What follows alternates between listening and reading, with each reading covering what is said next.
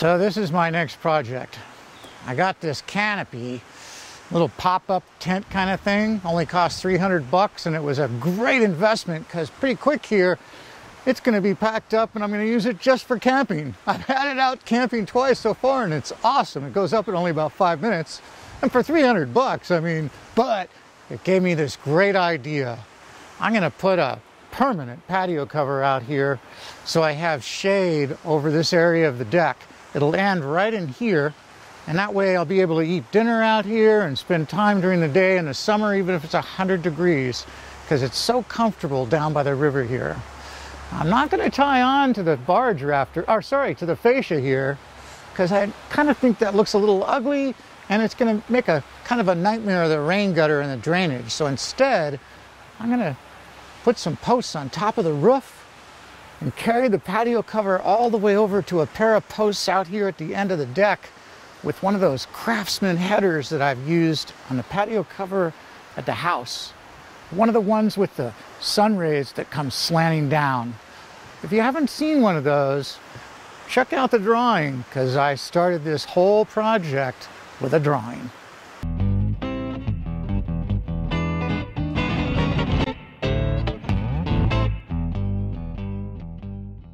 Here is the secret to the whole project.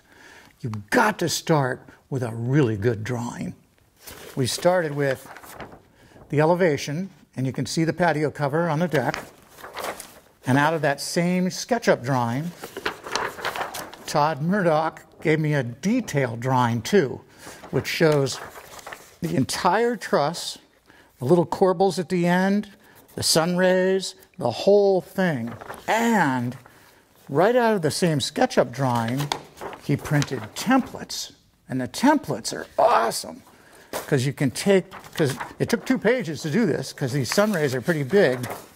You take the templates, alignment circles, you just align them together and glue them down to a sheet of like 1/4 inch plywood.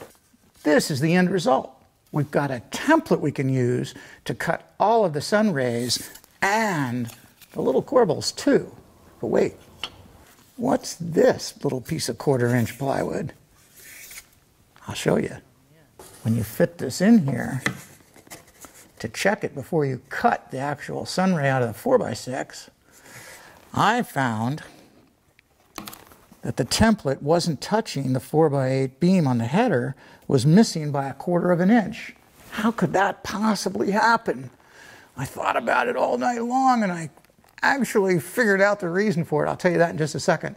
But it didn't matter to me because that's why I glued on this little piece of 1/4 inch. I just continued these lines and extended the sun ray so that the template now touches nice and tight right here, and it touches nice and tight all the way across the top of the 4x4 too. Now let me show you why I had to do that. So I'm going to take a dry line, I'm going to run it across the bottom of this header, and you'll see exactly why that thing was off 1/4 inch. And that's because of the crown in this 4x8. It's hard to draw the crown into a SketchUp drawing. So when you make your templates, anticipate that you're going to have to modify them. You may have to scribe a little bit off of them. You may have to add a little bit to them, just like I did to this one. But still, when you're working on something this complicated with this many angles, and you want it to come out really sweet, I mean, you want the pieces you cut to work the first time. You don't want to have to throw away one of these sun rays because it was too short. Boy, it sure is sweet having paper templates. Here's the little corbel. It just fits. There's the sun ray, and it's a little bit snug.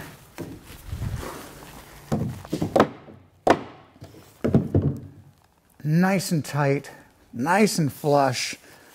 Great joint right across here, and a nice tight joint here. So templates aren't the only technique I use to save myself from making stupid mistakes. I make little story poles for everything too, instead of using my tape measure. Here I made a little story pole, and there's an arrow on it that's pointed up. When it hits the bottom of the beam, it gives me the exact layout of where this mortise has to be cut, where this notch has to be cut, so the bottom cord can be let right into the post.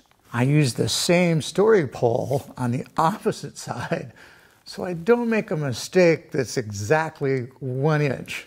I think you know what I'm talking about. So to cut the notches for the 4x4s, all I do is take my story pole, line it up with that 1.5 inch mark, which gets mortised into the header, and transfer my lines.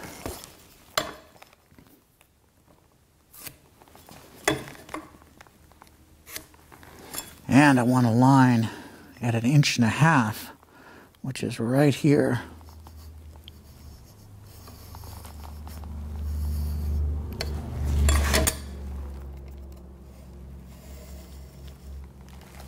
Because that's how far that 4x4 is going to set inside of this 4x6 post. And now all I got to do, take my circular saw, cut this out, chisel it out clean.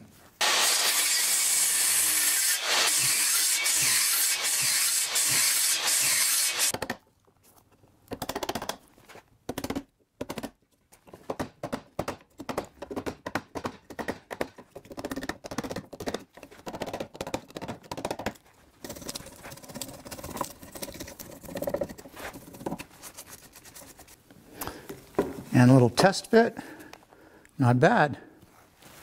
That's how I cut all the mortises. This is my shirt from Jed Dixon, North Road Stairs. Jed's the one who taught me to always make an exact drawing and use story poles. And from another stair builder, I learned how to use a pen for marking, especially when you're going with the grain. So I'm going to take my pen and make a nice, straight, clean, easy to see line right with the grain in some places on this piece of 4x6. And you'll notice I've taken the template and I aligned the long end with the bottom of that sunray. And there we go. All I have to do is take this and cut it out on my bandsaw. This little piece, I'll probably get out of right here. So I'll lay that out at the same time. And the pen comes in really handy for these, because I'm going to make these little radius marks too. And they kind of cross the grain and go with the grain. There we go.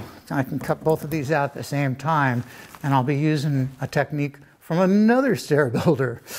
Jim Baldwin taught me to use this pen, and now I'm going to be using another technique for using the bandsaw. So I wasn't born knowing how to use a bandsaw. In fact, I didn't use a bandsaw until after I'd been a finished carpenter for maybe 40 years. I didn't get one until maybe 10 years ago. But I learned from Brian Gunther that when I'm using the bandsaw, I need to think about my line pressing against the back of the blade. And that way I can guide the saw straight on this blade. And with this blade, I really don't have to worry about it that much. The blade's 1 inch wide. It's really meant for resawing and for cutting logs and stuff and bowl blanks. So it cuts a really straight line. So it's not difficult at all to follow this line.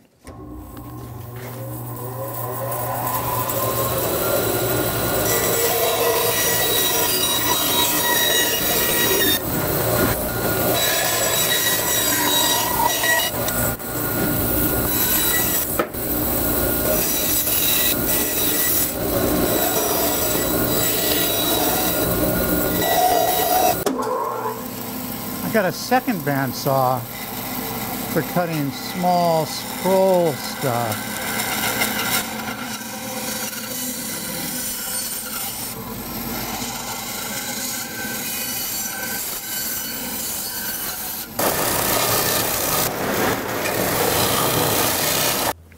So the bandsaw is pretty crude. I mean, I sanded the other pieces, the sunrays itself, on the disc sander to get right to the line and to clean them up. But these little curves have to be sanded. I've tried all kinds of things for doing that. Files and rasps and, you know, sticks of wood with sandpaper wrapped around them. This little Festool sander really comes in handy for this stuff. I'm not a total tool junkie, but this thing is definitely worth it. Going against the grain first.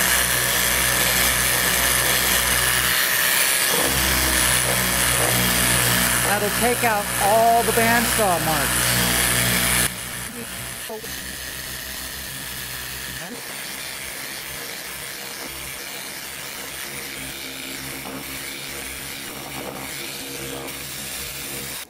Almost ready for stain. Little sandpaper, handpaper, and I'll sand out the rest of these little scratches. But let's try the fit. That fits nice and tight. And that fits nice and snug. Ooh, great. A little clamp off the end of that before I put my fasteners through. I'll draw this together real snug and tight. And don't forget, this is a Craftsman style truss. All these corners are going to get eased, including all of this joinery, so I can emphasize the joinery all the way around. It's called emphatic joinery. It's something you commonly see in Craftsman style homes.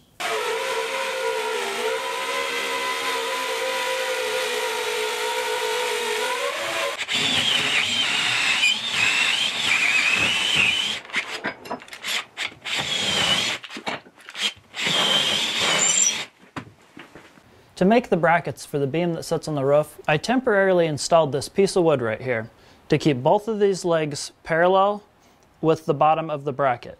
That way, when we cut the bottom of the bracket off at a 14-degree angle, everything stays perfectly parallel. I'm going to tack weld right here on all four corners. That way, when we cut the bottom of the bracket off, nothing moves while I'm cutting it or after I cut it. This is my first cut. I'm going to cut the bottom off first, and then I'll stick the steel tubing in, weld the whole thing, and then I'll do my 14-degree cut at the very end once everything's welded together.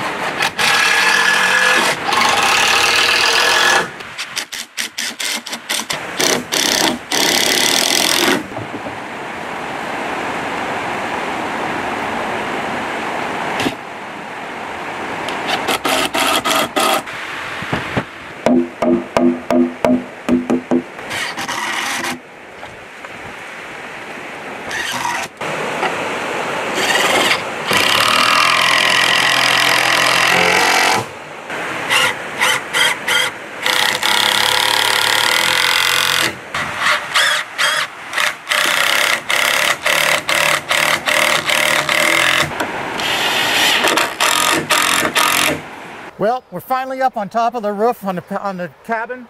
I was able to put that truss up alone, but man, when it came to the rest of this, I needed some serious professional help. Yeah, professional help, right? Anybody who's ever met me knows I'm the luckiest carpenter you'll ever meet, because I met Gary Katz at the right time when he moved to my region, and I was able to help him with all kinds of things.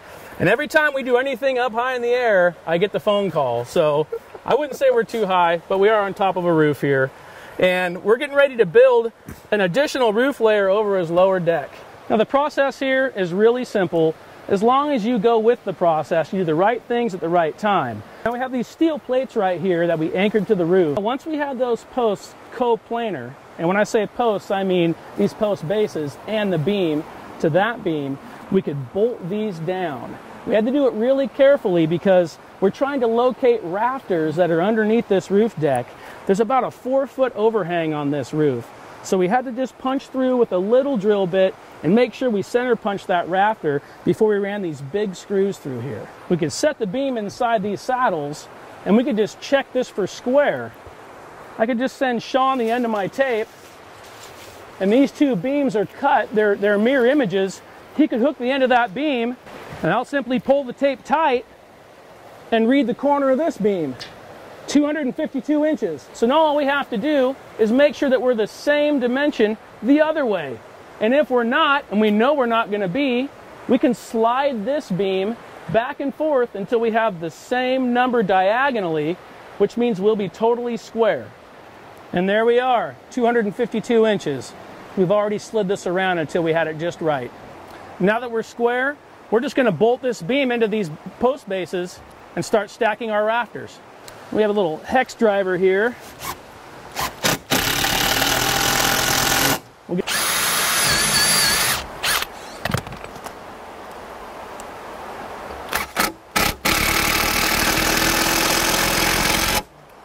Now we have all of our rafters on top of our beams. We've moved a few around so we get the most appealing looking ones where you can see them the best. And we've even decided to have more overhang on the downhill side than the uphill, because that's what you're going to see and it's going to look really good. And now we're ready to fasten them off. So Sean's got a little block of wood down there that's going to give us our spacing off that bottom beam, which we really trust because it's plumb and it's straight. So go ahead and space this, Sean. Gary laid out these beams before we even raised them, which makes this really easy. Now that the rafter is spaced off that bottom beam, I'm going to clamp it down.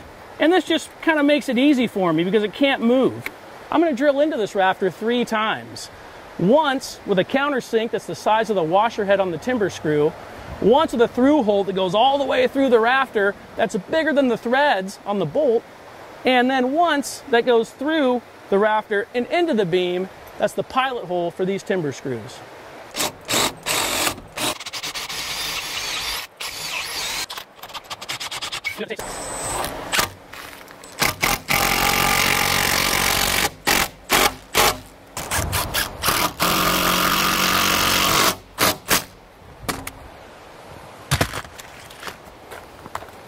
One after the next. It's nice having a drill motor for every bit. No?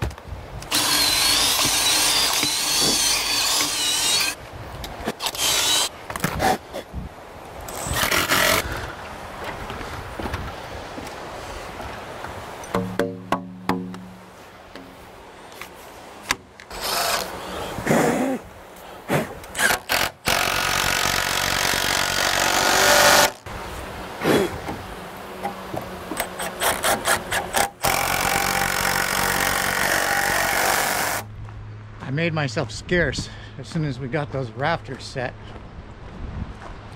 I really didn't want to have too much to do with putting the TNG decking on or the shingles, but it's done now and it looks pretty cool. I love the waterfall cuts on the ends of those beams of the headers, and I really like those sun rays on that truss that we made. And I know it's not real, those are faux mortise and tenon joints. I just mortised a little ways, about a 1/4 inch into the post, and the same with these to make it look like everything came all the way through. And I even made a little mortise up there so I could put a plug in on top of all the screws. And I did the same with the mount for the light fixture up in the ceiling. I mortised a plug in just to hide the bolt that I put through there to secure the light fixture. This plug back here is probably the funniest one. I had to drill a hole through that one for the conduit so we could run wire up with a light fixture. An absolute necessity. Keep the flies away in the summertime. I made the header on the roof exactly the same. It's a mirror image of the header above that truss. So both ends have those waterfall cuts with the distressed copper caps. I'm really pleased with the way the patio cover looks like it floats right off the top of the cabin. I just couldn't visualize any other way to tie it into the roof line of the cabin. So floating it up in the air above the cabin roof was like the best alternative. It was also nice because we could use the rain gutter just the way it was, not have to fool around with the roof drainage system.